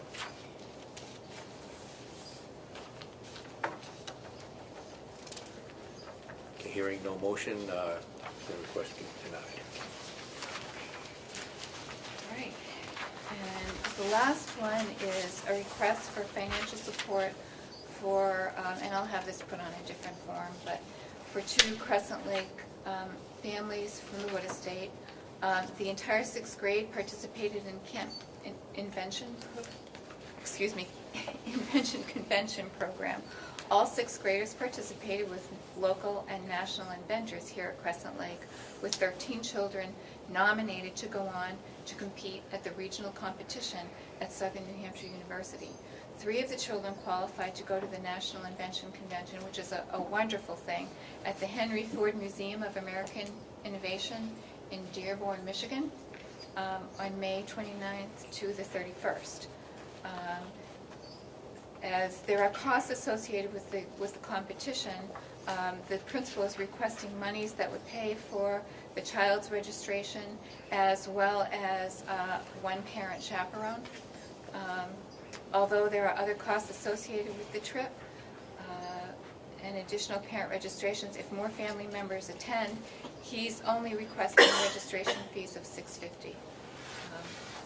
So, to me, this does fall under the scholarship because it's, again, it's a program associated with the school. It's definitely an academic program, and I think it falls under the purpose.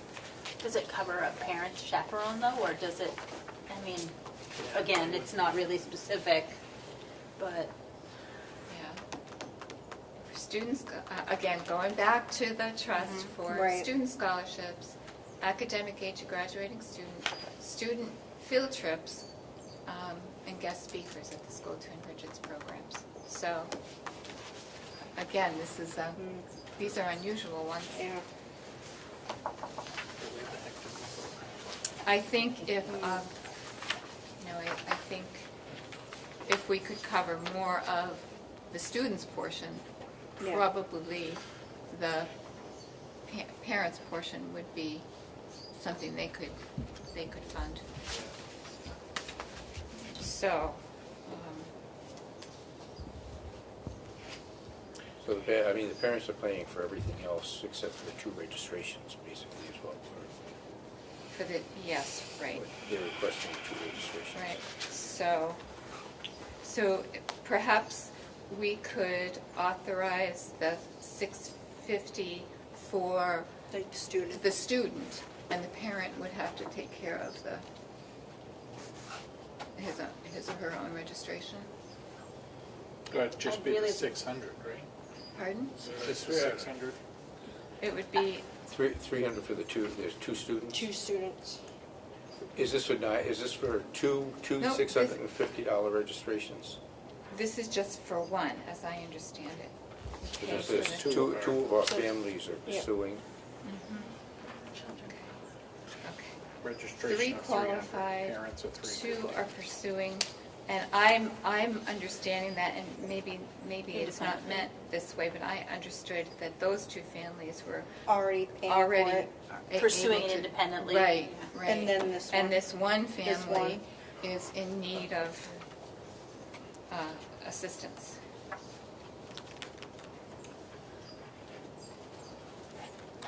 Well, I'll make a motion to approve the 300 for the student.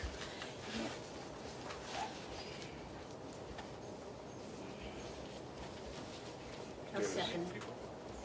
Okay, we have a motion on the floor to approve the $300 for the children's registration, not the $350 for the adults, for the parent chaperone registration.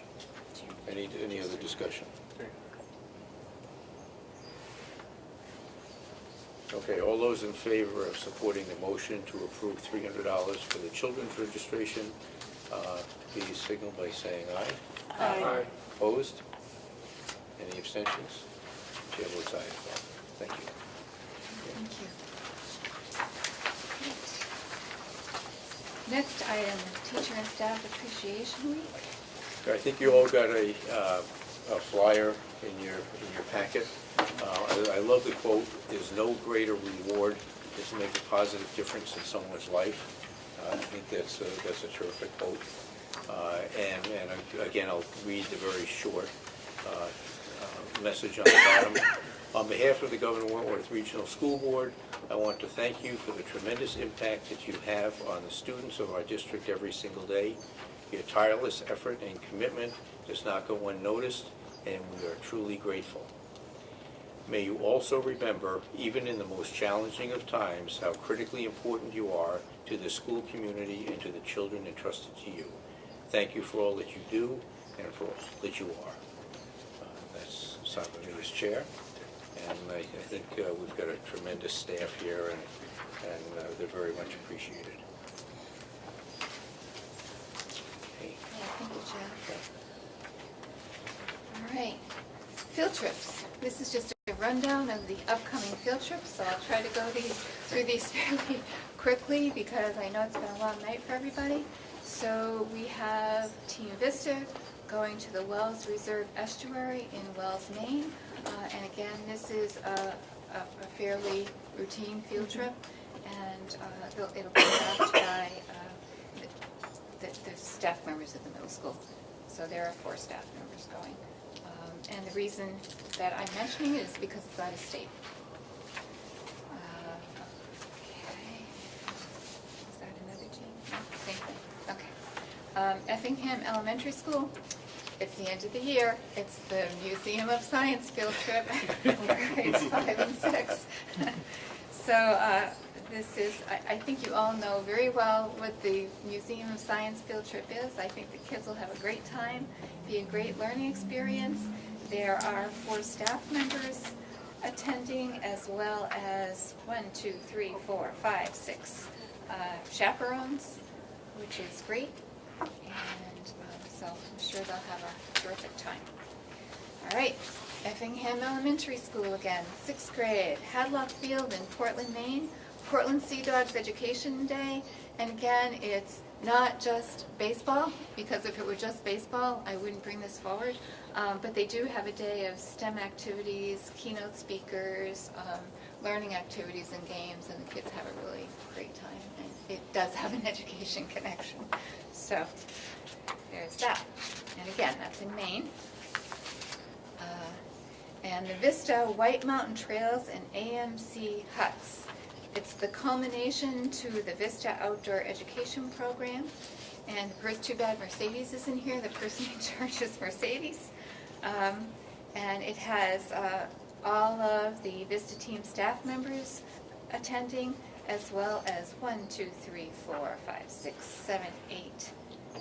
staff members, which is great. And there's a mountain classroom manager and mountain classroom coordinator that will also be on deck. So it should be well supervised, as is appropriate for middle school students.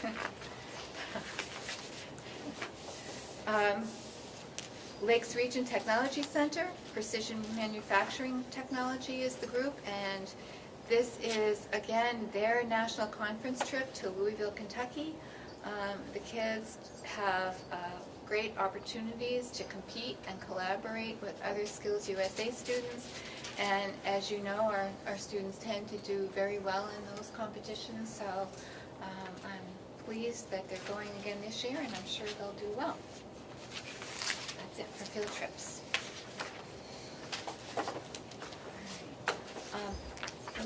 The next item is donations. Kathy O'Blennis got a note from Cindy Josephs on an anonymous donation to our school lunch program. As you know, there are some families that don't sign up for free and reduced lunch, but they do need the free and reduced lunch, and so sometimes the school district ends up in a situation of covering that. And a group of, it's just signed, Fondly Your Wolfboro Community, but I just wanted to acknowledge those people that were kind enough to just decide they wanted to do something for the school district, and you know, what a great thing to do, the school lunch program, which obviously the kids need to eat. And so we have, if I can read the name of the check here, it looks like Belinda Rogers made a donation. E. Kenneth Brown and Susan J. Brown made a donation. Elizabeth Sturgeon made a donation. And Blaine Kaiser made a donation. So I just want to make sure that those folks are thanked. We are just so appreciative. That's just such a kind thing to do. And as our community always, all of our Government communities always do step up and support the kids. So thank you. And then the last hefty item is I wanted to give you a report on my trip to Suzhou City, China. And I thought it would be much more interesting if I had pictures. So I'm going to just set up a PowerPoint so as I talk with you, I could show you some pictures.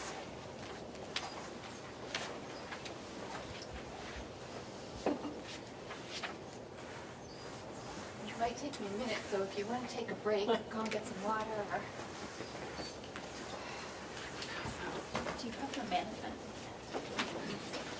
That's okay. Do you want to give us the School Boards Association update? Sure, I can do that. Okay. School Board Association update. Tomorrow morning, I actually, as part of the School Board Association, I'm also on the board of the NHIAA Council for the sports programs, and I'm on their finance committee. So I have an 8:30 meeting tomorrow morning in Concord for the finance committee for NHIAA. And then on the 16th, we have the NHIAA Council meeting, which runs from about 8 to about noontime. And then later in the month, we have our board meeting for the New Hampshire School Board Association. So it's a busy month for activity within the New Hampshire School Board Association and the sports programs as well for the state of New Hampshire. I could probably talk more about that, but I'll let Kathy set her stuff up.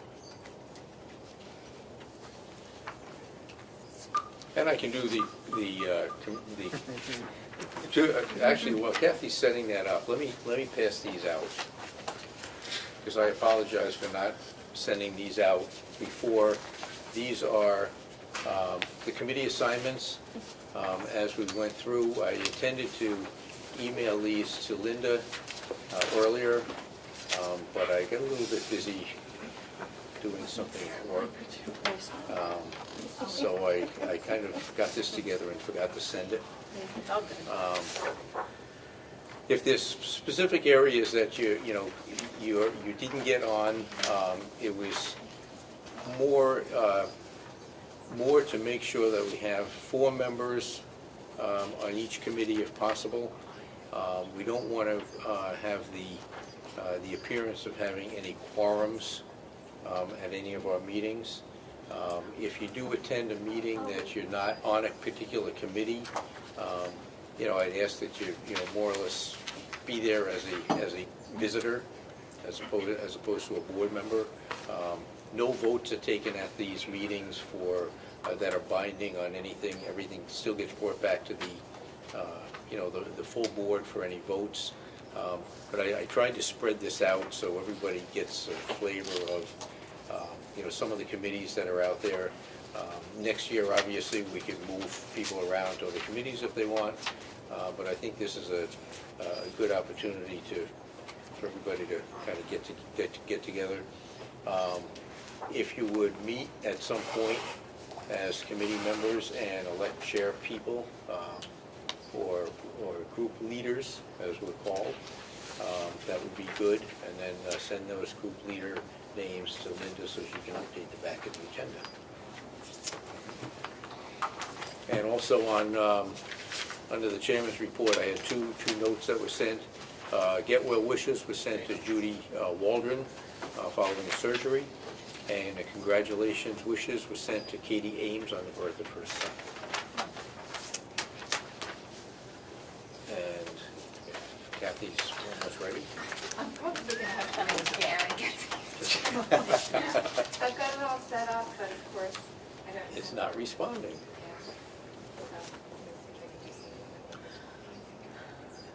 Oh, Yep. Okay. that's a good sign.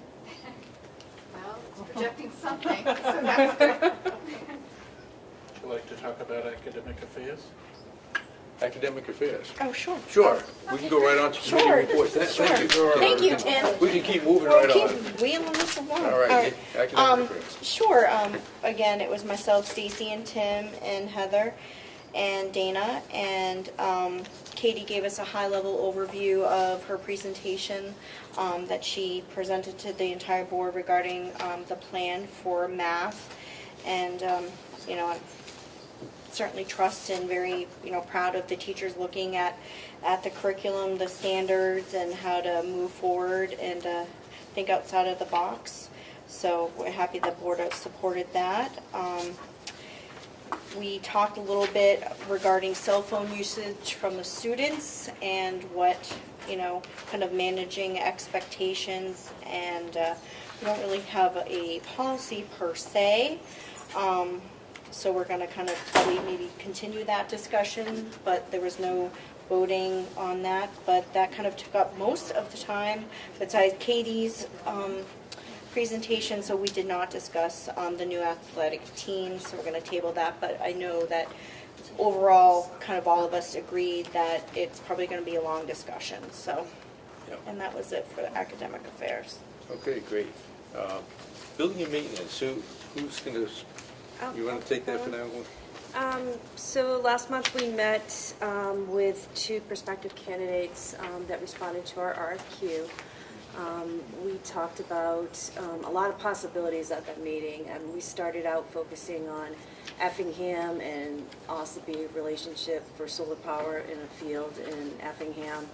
And one of the candidates really opened our eyes to some other possibilities. So I think we learned a lot at that meeting. We're going to move forward with an RFP Kathy is working on generating the sort of the first draft. We'll meet as a committee, we'll review that RFP, and get it sent out to those two candidates for a start. But we definitely learned we have a lot more homework to do, looking at perhaps the high school as a possibility, looking at rooftops as a possibility, looking at the other towns. Great. Was there any answer to, is Effingham single phase or three phase? Effingham is single phase. It is single phase. And that was a little bit disappointing for us. Okay. Because it That's really interesting. limits. That really does limit what can be Yeah, done out it there. does, it does. Okay, thank you, appreciate that. Okay. Since it's early in the year, really, nothing new on human resources or finance committee updates at this point. And as we go forward, we'll see. There probably won't be a lot of activity on human resources this year because we do have 3 new bargaining agreements in place. Although you never know what may come up under the human resources action. There is a meeting on Wednesday night, I'm sure most of you know, in the Great Hall here in Wolfboro, on school district funding. And I'll be there, and anyone else certainly that can be there to listen to the presentation and see what's up with the state of New Hampshire, or at least these are the attorneys that worked on the Claremont case, so it would be interesting to see what their take on the current situation is. Can I just back up So, for a good. minute? Yeah. And ask a question of the finance committee? Sure. And this is something that you guys can take back and talk about. But I know I brought it up once before, as far as approving the manifest as a whole, Yeah. the number. I'm not looking for an answer tonight, but something that the committee can talk Yeah. about. I just think, again, there's more transparency. Sure. Just Okay. once a month announcing that number and the full board Okay. actually approving it. So Okay. That's something to look at. So like whatever was in Expended. that, Right, correct. I just give a grand total. Yeah, and put it I on think the top sheet that's a good point. Sure. I think we to can- report out on, Yeah. yeah. I think Still we can do that. signatures are needed. Yeah, Report I out. think we can do. Yeah, monthly total. Yeah, all right, we get Kathy on board for that. Thank you, Kathy. Sure.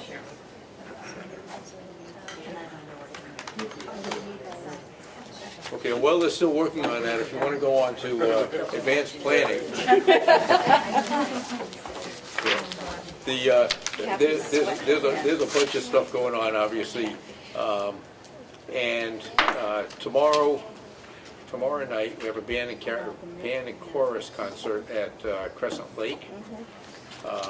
Thursday night, New Durham and Tufton Borough combined band, chorus, and recorder. The 15th is Ossipee Central School's band concert. The 18th is the high school concert.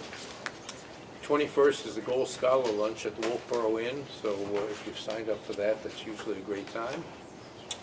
No school Memorial Day on the 27th. Middle school concert on the 29th, and academic awards in the Arts Center on the 30th. You also have a list in your packet of all of the upcoming events right through the end of the school year. It'd be great to attend them all, but impossible for anybody to do that, I think. And thank you for the whole list, I appreciate that. Yeah, that's great. Carpenter School is missing from that list. Who is missing from the list? Carpenter School. Carpenter School was missing from that list, because it's not listed on there. But if I look at the other list, let me see if I can, Carpenter School has a field day. Carpenter School is not apparently having a elementary concert, because it's not listed here on any of the dates. We'll verify that, but it doesn't appear to be listed anymore. All right. So Kathy is going to do her presentation verbally Mine. with no pictures.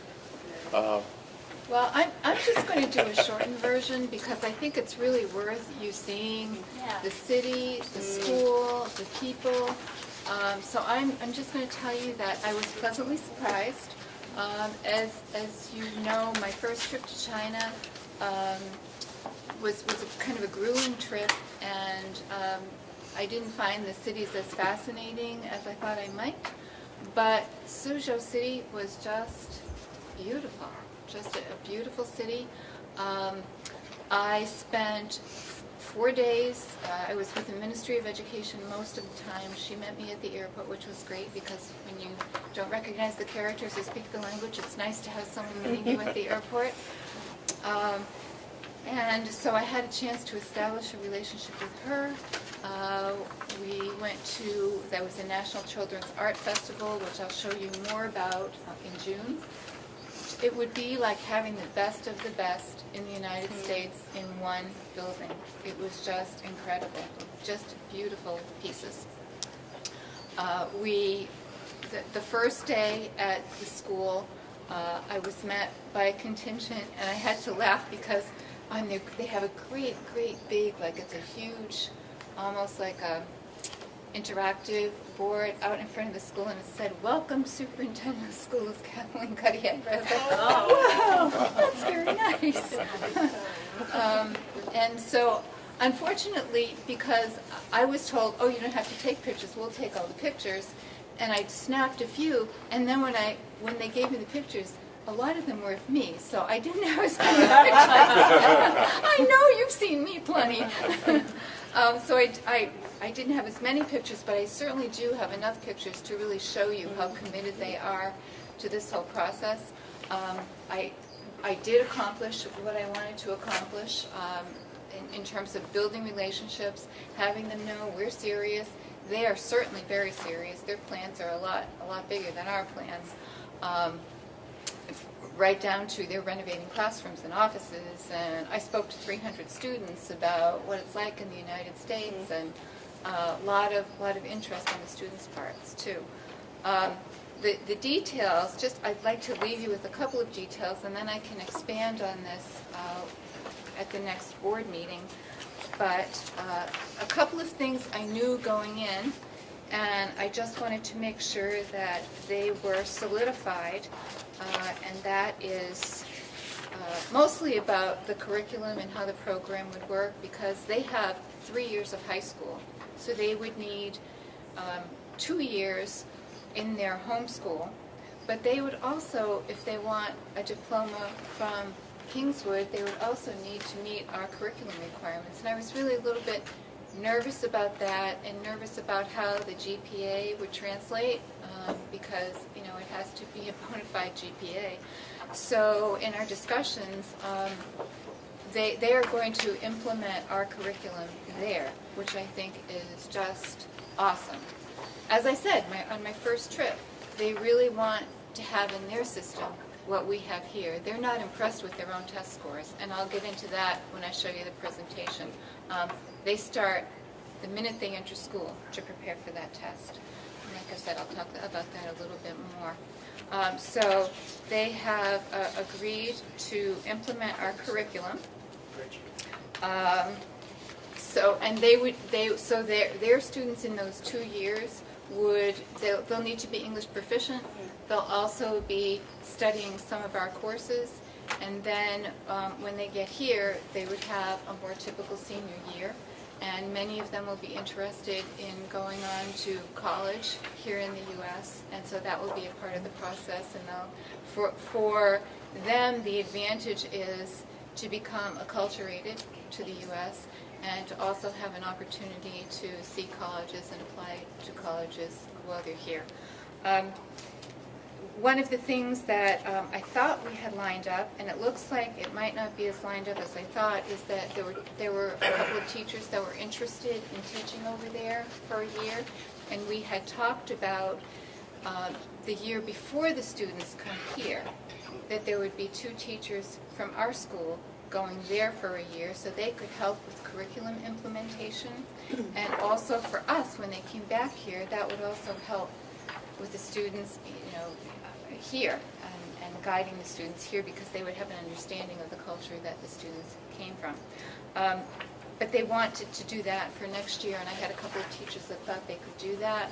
One of them really needs more time, and that's probably a blessing for us because it's a science teacher.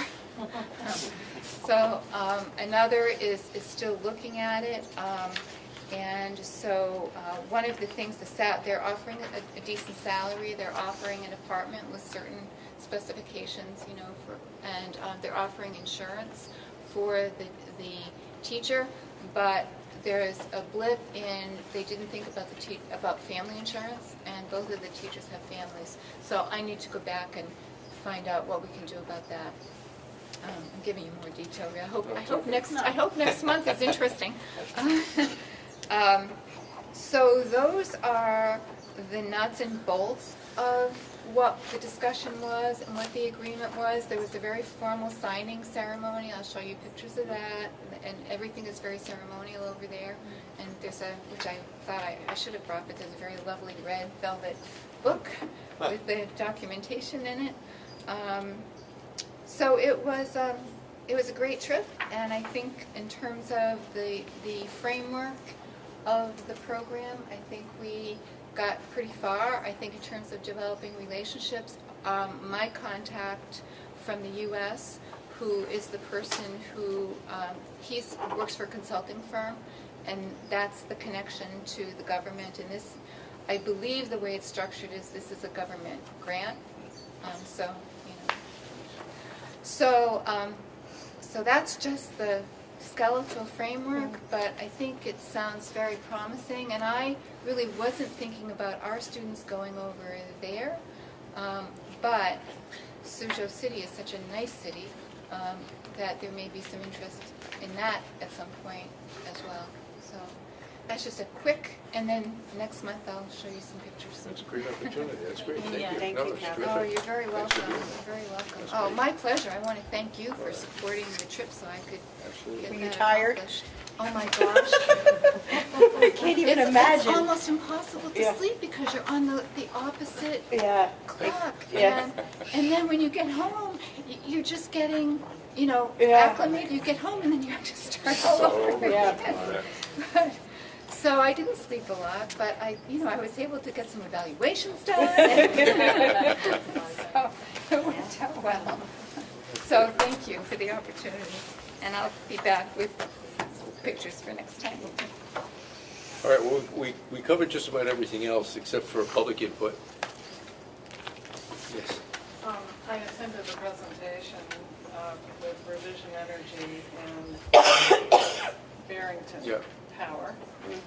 And they said that Wolfborough's present net metering pricing at 25K is not enough to support a project like that. But at a recent selectmen's meeting, Barry Muccio, who's head of the MED, has been working with students from the Thayer School of Engineering, looking at data, and doing his own evaluation. And he talked about moving that to 100K. I don't know if that's enough for what the potential that could be done here. So he is working on a new policy, and I believe that's supposed to be done in the next month or so. He's going to be also talking to the Energy Committee in Wolfboro. And I would suggest that if you think this is in your future, or you would like to have this in the future for the school district, that you might want to talk to Barry Muccio, talk to the Energy Committee. Yeah. I'm not sure who's chairman right now. And just let them know, because there are other big players in town who might also be interested in this, like Huggins Hospital, Sure. Brewster Academy. There's a whole shift in the landscape with alternative energy, and they probably should hear from you that probably would help them in their discussions. Okay, great. Appreciate that. No, that's very important. Thank you. Very excited. Yeah, no, very good. Excellent. Thank you. Yes, Peter. At the next board meeting, could you give us what impact the elimination of Mrs. Obama's restrictions on food served in schools? Give us an impact, whether that's going to, what sort of impact that's going to have on our food program. We don't know yet. I can do some follow-up with Cindy Joseph. I'm meeting with her. At the Yeah, we'll see what information we can come up with. Thank you. Yeah. Okay. All right. Closing comments by board members. Let's go it over to Jim. Aaron, thank you for having us. Nice presentation. Thank you. And I'd like to say thank you to all the other board members who were here tonight for dinner. Good dinner. Dinner was always good, and everyone was very congenial. Wendy. Thank you, Erin. It was very, very good as usual. Katie was wonderful in our pre-meeting and in academic affairs and here. And just want to thank the teachers for all they do every day and administrators. We have a great school district. Thank you, Erin, for your presentation, but also please thank Mercedes. We on academic affairs, we had the presentation, which Katie, does such a good job of outlining the what, but Mercedes added input of what it feels like in the classrooms and how it is to work with kids. Really brought that whole discussion to life. So let her know it was appreciated. Certainly exciting to know that there's people out there willing to make donations. The donations for the lunch program was wonderful, so that's great. The joint board meeting was very good, as well as the dinner. And certainly, Erin, thank you for the presentation and answering my question. I appreciate it. Just next time, I know some people have heard me say this before, but I'd really like to have a meeting in the middle school. I know this is a part of the middle school, but in the middle school. There's got to be a room over there that will house us. So maybe we can try it for next year. It's only been 3 that I've been asking, but we'll try it for next year. And certainly the metal artwork, I don't know if everybody got a chance to look at that, but that was unbelievable. I could not craft anything like that, nor can I play music or anything. I guess I'm skillless. But I'm pleased when I see things like that. So that's it. Julie. Thank you, Erin. Thank you, Katie and Mercedes. It's great to see so much excitement in the math program, or developing it and improving our performance from past years. I'm pretty excited about the dual enrollment program. It's great to see Bruce Farr so excited about it also. I think it's a wonderful opportunity for parents and students to save some money and further their education. And I thought it was great that those people donated to the food services. That was great. Dana. Again, thank you very much.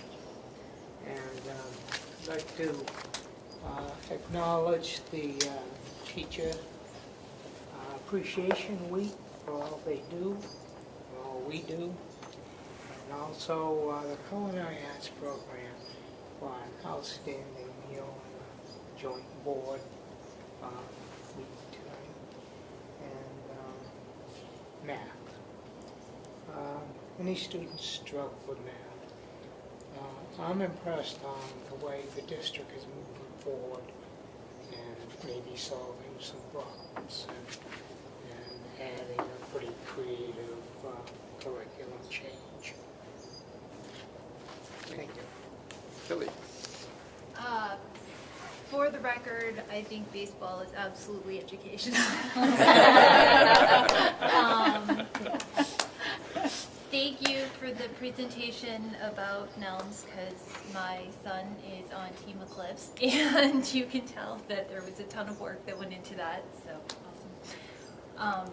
I loved all the info about China. I can't wait to see the pictures. I want to hear more. And also, I've been dying to say this, I had the chance to go to the first ever district-wide spelling bee. And it was absolutely fantastic. The kids did a great job. All the kids from all the different elementary schools came to watch their elementary school friends and peers do the spelling, and I thought it went really well. And it was the first one, and they said that they wanted to do it to give the kids a chance to have one, and I think that was a great idea, so. Krista. Hi, Erin. Nice to see you again. It's nice to be home. I have a number of things that I want to comment on, and one of them was on the middle school teachers and principals going back to NELMS, to the conference. And I think to keep middle level alive, that is a very important thing for them to do, and it was wonderful to see them contributing to the presentations by presenting to others, and that's a good thing. I've seen a lot online recently about the the music department's trip, and it looks like it just was wonderful, so I was so happy for them. And Jack and I don't know if anybody else was there, but we were at the drama competition, and that was just wonderful, and it made me so proud. It made me proud of the kids. It made me proud of the facilities. Our kids were so talented. It was just incredible. I too think it's remarkable that people will do donations to the food service. I think that's just absolutely wonderful. And then I have two other kinds of things, and one is around the math presentation. I was glad that before I sat down tonight, I knew something about Eureka, so I felt a little bit comfortable, and I talked with some people that really spoke very highly of it. But even in being an educator and not out of the classroom very far, that's a lot of information to take in, and I must just have a different processing time than some of you, but it was really hard for me to take everything in, wanting to hear from Mercedes, because it's so important to know how the teachers think that they're going to be able to handle it and implement it, and so that just took me a while to get my own comfort level with it. So that was a piece I wanted to say. And the other thing about the math program, I think it will be wonderful. I do have a concern about communicating it to the families.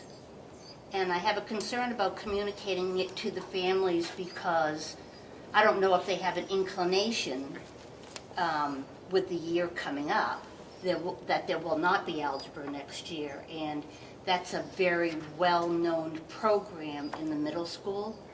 And so I would hate to see parents be concerned that we've dropped something for our upper level kids and only find out about it in September. And I think that could have a backlash. So, and I do trust we're going to do it. I just have been a teacher in a meeting with a parent who doesn't understand something, and we could do the best presentation in the world and they might not be there to hear it. But that's just a concern. And I also think it's important, I just want to react to, there is going to be algebra next year. There is? There is going to Yeah. be. Algebra 1? Not in its current format. Well, but I think parents won't hear it the same way. And so I think when we start calling it Math 8 and just saying all the algebra standards fall under that, I think that's going to be really different than to the parents. than having their kids, knowing their kids are taking a high school course. I just think we need to be mindful in how we go about doing that, because it will look a lot different. We had that Yeah, discussion. We had that discussion, Yeah. yeah, because we know parents are very Yeah. sensitive. That's kind of one of the first distinguishers sometimes among kids and Oh, parents yeah. that ride heavy on that. So it was a concern we raised at Academic Thank Affairs. you, and and not having sat there, I just thought, oh my goodness. No, it's a great. Yeah. Okay, at this point, it's getting late. I entertain a motion to go into non-public session under RSA 91A, semicolon 3, paragraph 2, for legal, personal, and student matters. So moved. Second. Krista? Yeah. Dana? Julianne? Yes. Tim? Yes. Stacy? Yes. Wendy? Yep. Jim? Chair's in. Thank you.